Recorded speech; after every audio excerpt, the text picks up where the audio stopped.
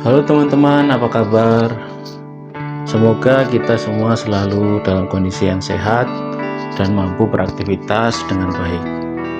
Kita bersyukur saat ini situasi pandemi di Indonesia pada umumnya sudah mulai membaik, dan bahkan diprediksi beberapa bulan ke depan kita akan memasuki masa endemi.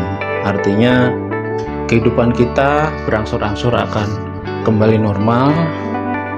Tentunya dengan catatan kita sudah melaksanakan vaksin 2 kali dan booster. Dan kita bisa melihat sekarang kebijakan pemerintah yang baru juga menyatakan mengizinkan orang untuk mudik tidak seperti tahun-tahun sebelumnya, tentunya dengan catatan. Nah, di tengah masa pandemi itu saya melihat ternyata ada juga orang-orang yang bisa menginspirasi kita semua, terutama mereka yang memang punya kreativitas yang tinggi untuk bertahan hidup. Nah, di sini saya akan berbicara tentang sebuah channel yang mendapatkan animo masyarakat cukup luas, yaitu channel komedi yang bernama Woko Channel. Nah, saya sendiri sebagai orang Kediri yang dibesarkan di Kediri, dan orang tua saya juga masih di Kediri serta adik-adik saya juga kadang-kadang mengikuti perkembangan kota Kediri itu sendiri dan sekitarnya. Salah satunya misalnya akan adanya bandara yang cukup besar yang nanti akan menjadi sarana transportasi baik untuk Kediri maupun kota-kota di sekitarnya. Nah, selain itu dengan adanya Woko Channel ini saya juga melihat banyaknya potensi dari para seniman di Kediri yang ternyata multi talenta juga. Artinya mereka bisa beradaptasi dengan situasi yang sulit untuk mereka bisa bertahan. Jadi hari ini saya ingin mencoba menceritakan sejarah Woko Channel berdasarkan beberapa sumber yang saya dapatkan, dan kemudian tentu saja opini saya tentang Woko Channel itu sendiri. Sebagai orang Kediri, saya mendukung apa yang mereka lakukan dan terutama untuk menghibur masyarakat. Dan semakin kesini saya lihat perkembangan mereka semakin baik, semakin kreatif, dan semakin bagus secara visual. Oke, mari kita mulai dari sejarahnya dulu. Jadi nama Woko itu diambil dari singkatan Wong Koplak.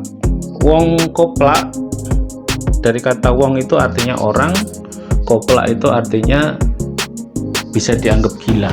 Nah, ternyata nama ini sempat dianggap orang itu adalah nama belakang dari pendirinya atau pemilik akun dari channel ini di awal-awalnya, yaitu Mas Reza Purwoko. Nah, menurut Mas Reza sendiri itu hanyalah kebetulan saja. Woko itu memang diartikan sebagai Wong Koplak itu sendiri.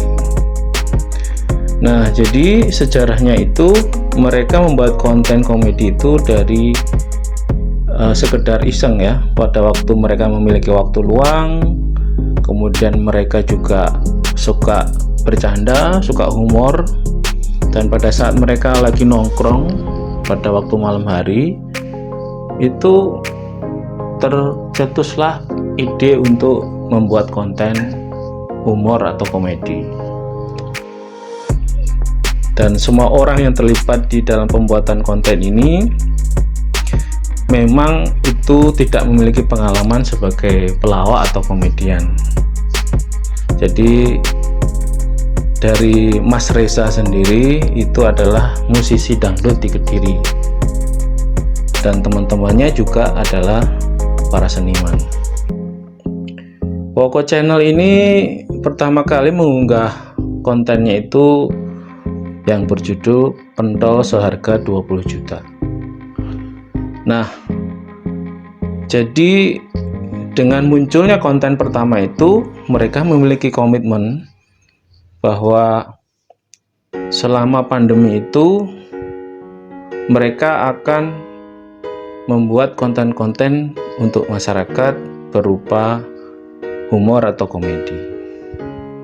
Hal ini bukan lain juga disebabkan karena sebagai seniman atau musisi itu pada saat pandemi atau COVID-19 ini pertunjukan musik mereka itu ditiadakan, termasuk orkes dangdut. Nah, akhirnya karena jobnya sepi, mereka mulai fokus memproduksi video-video.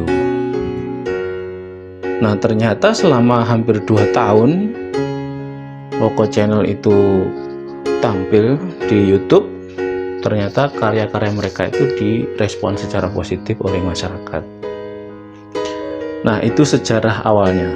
Nah, sekarang mengenai kepemilikan. Jadi awalnya channel ini itu adalah milik Mas Reza Purwoko,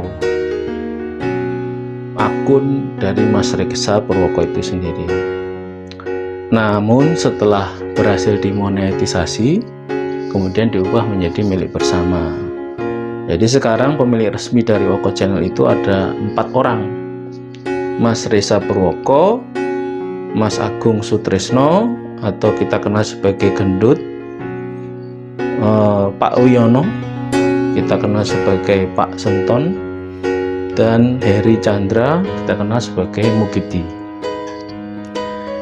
Nah, kemudian sekarang kita mencoba membahas suka duka mereka. Menurut Mas Reza, produksi video itu sempat terhenti selama 2 bulan. Nah, pada saat itu masalahnya seperti pada umumnya adalah mengenai dana produksi.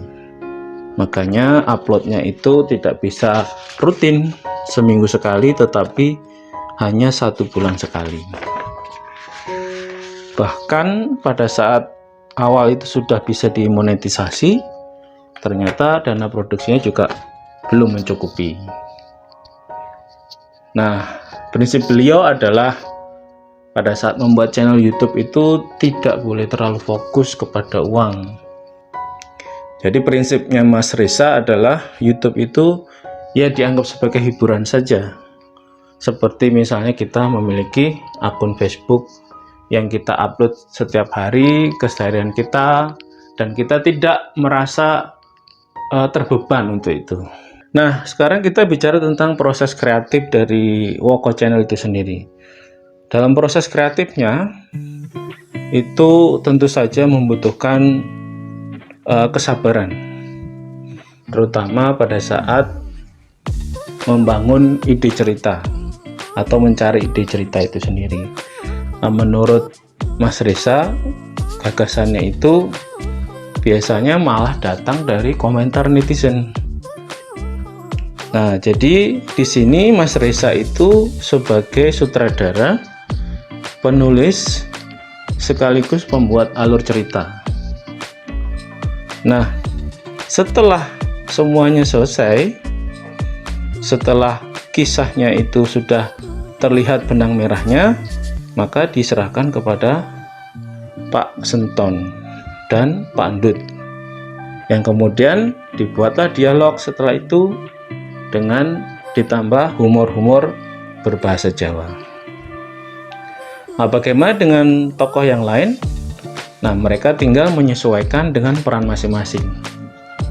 Jadi kita bisa melihat bahwa karena latar belakangnya bukan seorang komedian, mereka harus berimprovisasi. Dan bagusnya di sini kalau saya lihat pada saat dialog syuting itu juga ada komunikasi antara sutradara dengan pemain, sehingga ditemukanlah dialog yang lebih alami, lebih luas, dan bisa dianggap tidak kaku seperti pada umumnya orang-orang membuat video ketika membuat drama.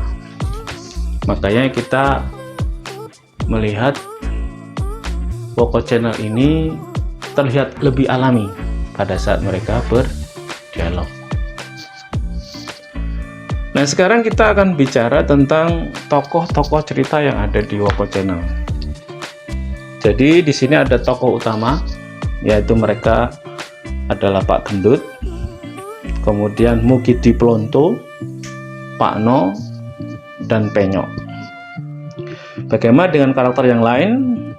Tokoh-tokoh pembantu yang lain seperti Mbah Karso, Mbak Noni, Tewu, Penny, Mintul, Khotijah, dan tokoh-tokoh lain itu membantu karakter-karakter utama tadi. Nah, sekarang kita coba bahas setiap tokoh yang ada di situ. Tentunya tokoh utama ya. Yang pertama, Mas Heri Chandra. Beliau berperan sebagai Mukidi Plonto. Nah, di sini perannya itu biasanya menjadi tokoh yang sering dihina oleh Pak No, tetapi di situ muncul kelucuan-kelucuan yang terjadi. Nah, sebenarnya Mas Heri ini adalah seorang pemain gendang. Kemudian ada nama Eko Dunung Sutresno. Ini kita bisa bilang seorang yang multi talent ya. Jadi beliau ini berperan sebagai Penyok, tapi juga bisa berperan sebagai Padas Gempal dan Kabul. Selain itu juga ada karakter wanita yang suka memuja Mukidi yang bernama Penny. Nah, beliau ini adalah pemain keyboard dalam kehidupan aslinya. Nah, tentunya ini dibutuhkan skill khusus ya, bagaimana make up yang berbeda tetapi memainkan karakter yang berbeda pula. Kemudian ada tokoh bernama Pak Gendut. Ini diperankan oleh Mas Sutresno Agung.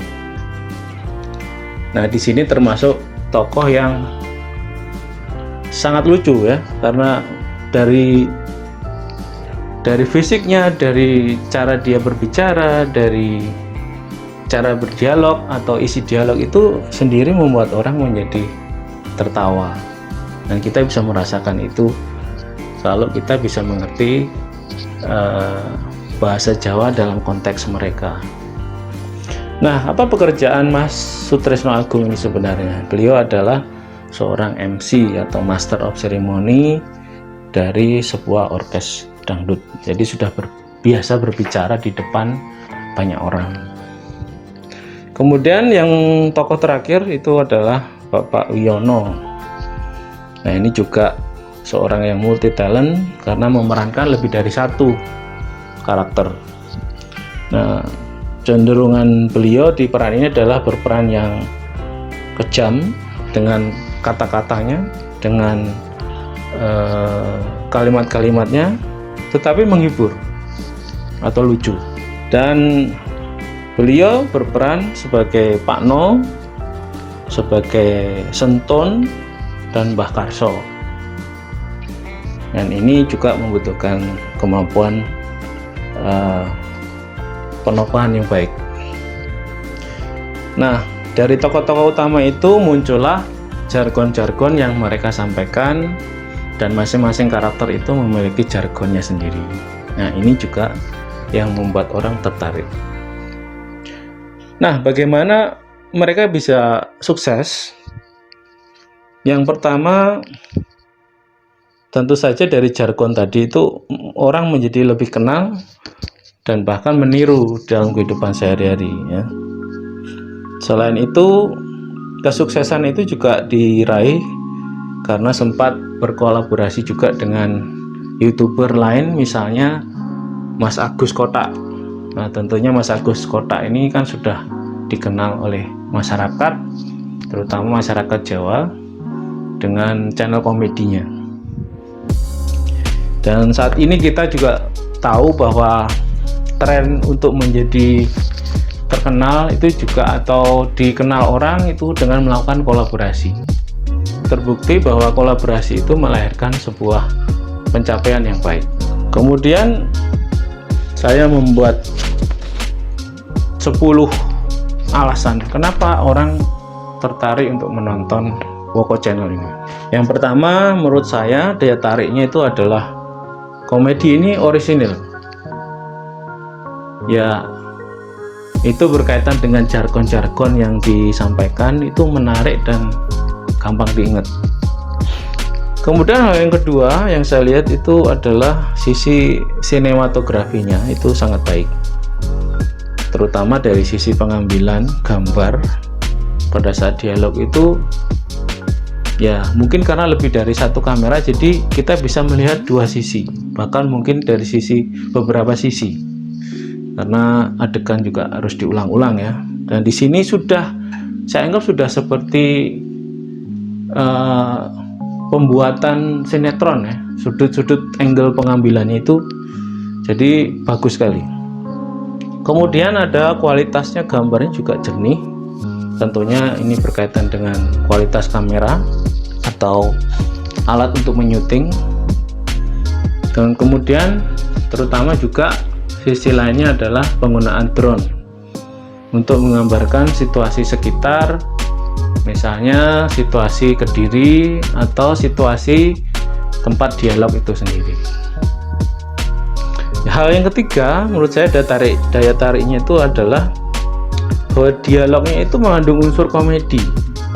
Kemudian hal yang keempat yang saya lihat adalah karakter dari setiap tokoh yang ditampilkan itu bukan hanya tokoh utama, tokoh pembantu pun juga sangat kuat dan natural ketika mereka memainkan itu sendiri.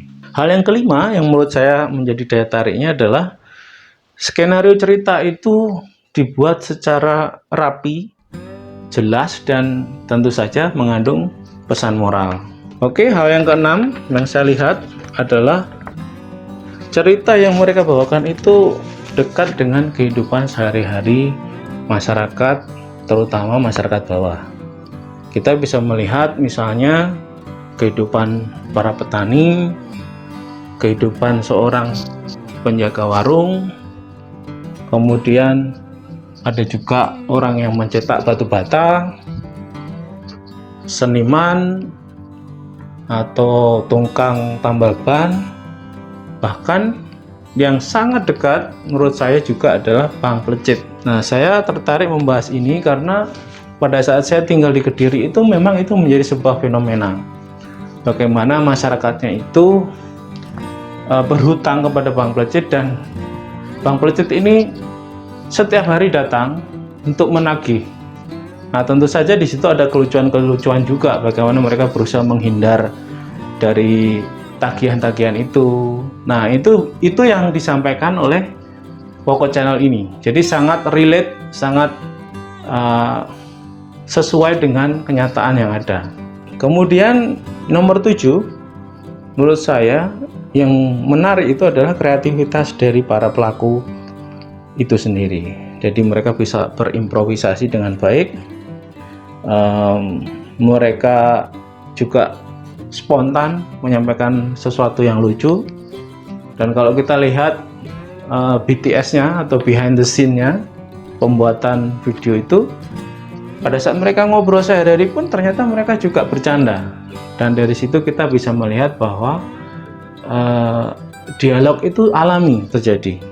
Kemudian hal yang ke-8 menurut saya yang juga penting adalah mereka itu menggunakan bahasa Jawa yang digunakan orang-orang sehari-hari di masyarakat, terutama masyarakat Kediri, karena di situ juga muncul kata-kata yang mungkin hanya ditemukan di Kediri tapi tidak di tempat lain.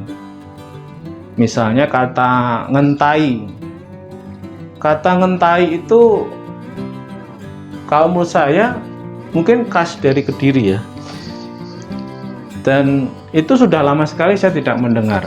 Artinya itu sebenarnya kosakata yang sudah lama, dan ternyata itu dimunculkan lagi, atau memang mungkin saat ini masih eksis, saya juga kurang tahu.